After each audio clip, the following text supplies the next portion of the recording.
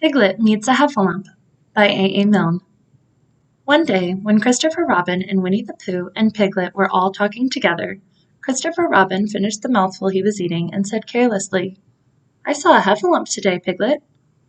"What was it doing?" said Piglet. "Just lumping along," said Christopher Robin. "I don't think it saw me." "I saw one once," said Piglet. "At least, I think I did," he said, "only perhaps it wasn't." "So did I," said Pooh, wondering what a heffalump was like. "You don't often see them," said Christopher Robin carelessly.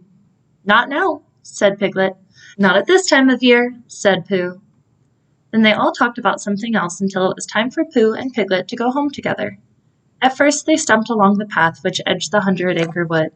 They didn't say much to each other, but when they came to the stream and had helped each other across the stepping stones, and were able to walk side by side again over the heather, they began to talk in a friendly way about this and that, and Piglet said, "If you see what I mean, Pooh."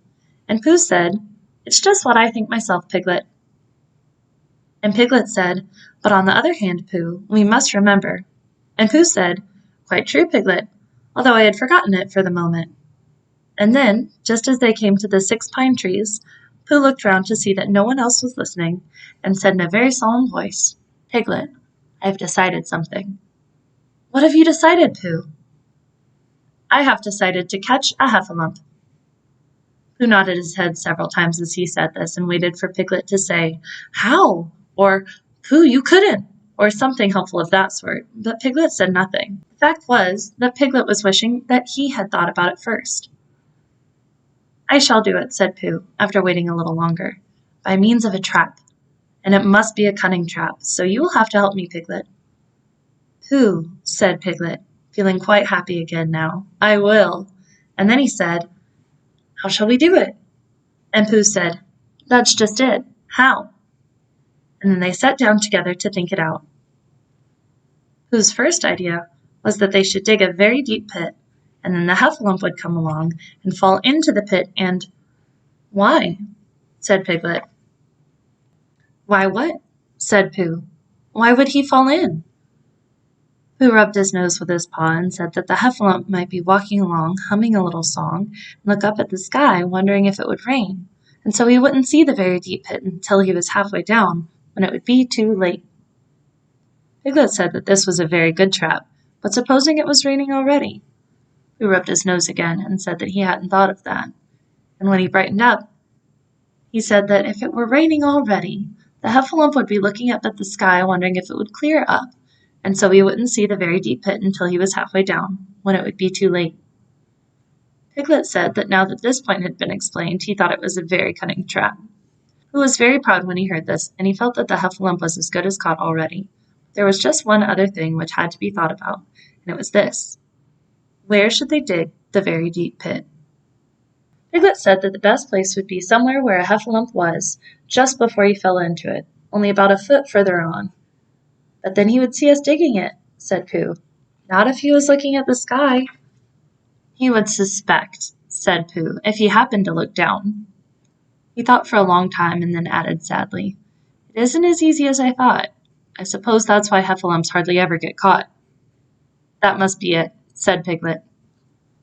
They sighed and got up, and when they had taken a few gorse prickles off themselves, they sat down again, and all the time Pooh was saying to himself, "If only I could think of something," for he felt sure that a very clever brain could catch a heffalump if only he knew the right way to go about it. "Suppose," he said to Piglet, "you wanted to catch me. How would you do it?" "Well," said Piglet, "I should do it like this. I should make a trap, and I should put a jar of honey in the trap, and you would smell it, and you would go in after it." "And I would go in after it," said Pooh excitedly, "only very carefully so as to not hurt myself, and I would get to the jar of honey, and I should lick around the edges first of all, pretending that there wasn't any more, you know. And then I should walk away and think about it a little. Then I should come back and start licking in the middle of the jar, and then, yes, well, never mind about that. There you would be, and there I would catch you. Now the first thing to think of is, what do heffalumps like? I should think acorns, wouldn't you?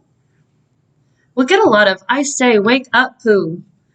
Pooh, who had gone into a happy dream, woke up with a start and said that honey was a much more trappy thing than acorns. Piglet didn't think so, and they were just going to argue about it. Piglet remembered that if they put acorns in the trap, he would have to find the acorns, but if they put honey, then Pooh would have to give up some of his own honey. So he said, "All right, honey then," just as Pooh remembered it too, and was going to say, "All right, acorns." "Honey," said Piglet to himself in a thoughtful way, as if it were now settled. "I'll dig the pit while you go and get the honey." "Very well," said Pooh, and he stumped off. As soon as he got home, he went to the larder and stood on a chair and took down a very large jar of honey from the top shelf. It had Hunny written on it. But just to make sure, he took off the paper cover and looked at it, and it looked just like honey. "You never can tell," said Pooh. "I remember my uncle saying once that he had seen cheese just this color." So he put his tongue in and took a large lick. "Yes," he said, "it is. No doubt about that. And honey, I should say, right down to the bottom of the jar. Unless, of course," he said, "somebody put cheese in at the bottom just for a joke. Perhaps I had better go a little further, just in case Heffalumps don't like cheese. Same as me." And he gave a deep sigh. "I was right. It is honey right the way down." Having made certain of this, he took the jar back to Piglet, and Piglet looked up from the bottom of his very deep pit and said, "Got it?" And Pooh said, "Yes, but it isn't quite a full jar." And he threw it down to Piglet, and Piglet said, "No, it isn't. Is that all you've got left?" And Pooh said yes, because it was. So Piglet put the jar at the bottom of the pit and climbed out, and they went off home together. "Good night, Pooh," said Piglet when they got to Pooh's house. "And we meet at 6 o'clock tomorrow by the pine trees and see how many heffalumps we've got in our trap." "And have you got any string?" "No, why do you want string?" "To lead them home with." "Oh, I think heffalumps come when you whistle." "Some do and some don't. You can never tell with heffalumps." "Good night." And off Piglet trotted to his house, trespassers W, while Pooh made his preparations for bed. Some hours later, just as the night was beginning to steal away, Pooh woke suddenly with a sinking feeling. He had had that sinking feeling before, and he knew what it meant. He was hungry. So he went to the larder, and he stood on a chair and reached up to the top shelf and found nothing. "That's funny," he thought. "I know I had a jar of honey up there. A full jar, full of honey, right up to the top, and it had Hunny written on it so that I should know it was honey. That is very funny." And he began to wander up and down, wondering where it was, and murmuring a murmur to himself, like this: "It's very, very funny, 'cause I know I had some honey, 'cause it had a label on saying honey. A galoshes full-up pot, too, and I don't know where it's gone to. No, I don't know where it's gone. Well, it's funny." He had murmured this murmur to himself 3 times in a singing sort of way, when he suddenly remembered he had put it into the cunning trap to catch the heffalump. "Bother," said Pooh. "It all comes of trying to be kind to heffalumps," and he got back into bed. But he couldn't sleep. The more he tried to sleep, the more he couldn't. He tried of counting sheep, which is sometimes a good way of getting to sleep. As that was no good, he tried counting heffalumps. And that was worse, because every heffalump that he counted was making straight for a pot of Pooh's honey and eating it all.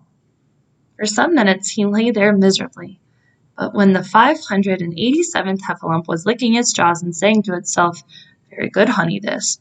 I don't know when I've tasted better," Pooh could bear it no longer. He jumped out of bed, ran out of the house, and ran straight to the 6 pine trees. The sun was still in bed, but there was a lightness in the sky over the 100-acre wood, which seemed to show that it was waking up and would soon be kicking off the clothes. In the half-light, the pine trees looked cold and lonely, and the very deep pit seemed deeper than it was, and Pooh's jar of honey at the bottom was something mysterious, a shape and no more. But as he got nearer to it, his nose told him that it was indeed honey, and his tongue came out and began to polish up his mouth, ready for it. "Bother," said Pooh, as he got his nose inside the jar. "A heffalump has been eating it." And then he thought a little and said, "Oh no, I did. I forgot." Indeed, he had eaten most of it, but there was a little left at the very bottom of the jar. He pushed his head right in and began to lick. By and by, Piglet woke up. As soon as he woke, he said to himself, "Oh." And then he said bravely, "Yes." And then still more bravely, "Quite so." It didn't feel very brave, for the word which was really jigging about in his brain was heffalumps. What was a heffalump like? Was it fierce? Did it come if he whistled? And how did it come? Was it fond of pigs at all? And if it was fond of pigs, did it make any difference what sort of pig?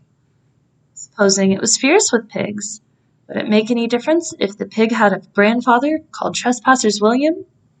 He didn't know the answer to any of these questions, and he was going to see his first heffalump in about an hour from now. Of course, Pooh would be with him, and it was much more friendly with two. But suppose heffalumps were very fierce with pigs and bears? Wouldn't it be better to pretend that he had a headache and couldn't go up to the 6 pine trees this morning? Then, supposing that it was a very fine day, there was no heffalump at the trap. Here he would be in bed all the morning, simply wasting his time for nothing. What should he do? And then he had a clever idea. He would go up very quietly to the 6 pine trees now, peep very cautiously into the trap, and see if there was a heffalump there. And if there was, he would go back to bed. And if there wasn't, he wouldn't. So off he went. At first he thought that there wouldn't be a heffalump in the trap. And then he thought that there would. And as he got nearer, he was sure that there would, because he could hear it heffalumping about like anything. "Oh dear, oh dear, oh dear," said Piglet to himself, and he wanted to run away. But somehow, having got so near, he felt that he must see just what a heffalump was like. So he crept to the side of the trap and looked in. And all the time, Winnie-the-Pooh had been trying to get the honey jar off his head. The more he shook it, and the more tightly it stuck. "Bother," he said inside the jar, and "oh, help," and mostly "ow." And he tried bumping it against things, but as he couldn't see what he was bumping it against, it didn't help him. He tried to climb out of the trap, but as he could see nothing but jar, and not much of that, he couldn't find his way. So at last he lifted up his head, and jar and all made a roaring noise of sadness and despair. And it was at that moment that Piglet looked down. "Help! Help!" cried Piglet. "A heffalump! A horrible heffalump!" And he scampered off as hard as he could, still crying out, "Help! Help! A horrible heffalump! A horrible heffalump! A horrible heffalump!" And he didn't stop crying and scampering until he got to Christopher Robin's house. "Whatever's the matter, Piglet?" said Christopher Robin, who was just getting up. "Heff!" said Piglet, breathing so hard that he could hardly speak. "Heff! A heffalump!" "Where?"